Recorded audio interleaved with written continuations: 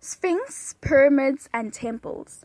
Now wizards from the time of the Pharaohs, the Egyptians started building in stone. They used limestone and sandstone. Sphinx. Egyptians carved huge stone statues called sphinxes. The Great Sphinx has a body of a lion and the head of a man as seen above. That man was Pharaoh, Schaefer. He seems to guard the tombs and pyramids of Giza. Giza was the first capital of Egypt. Pyramids. Pyramids were huge tomb buildings built for pharaohs. The first pyramids built were first and step pyramids. Then builders used levers to haul the blocks from step to step, starting at the top.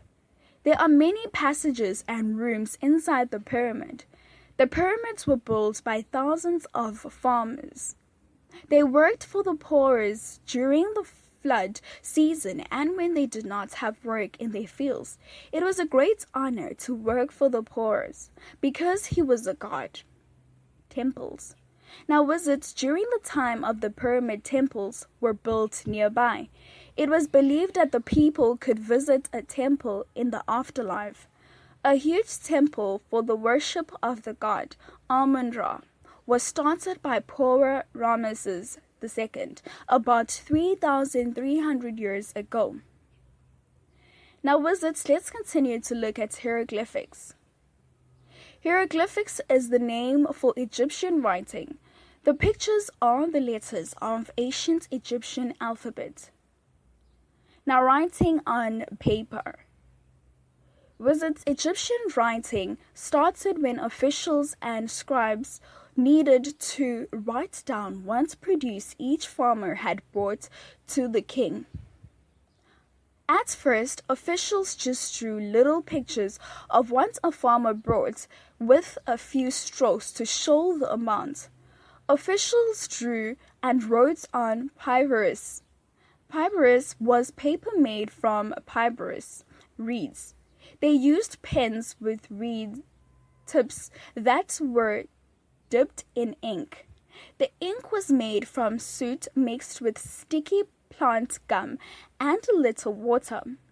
The Egyptians first drew little pictures of animals and crops. Later, symbols developed that stood for sounds rather than things. By the time of Pharaohs, the Egyptians had an alphabet of 24 consonants.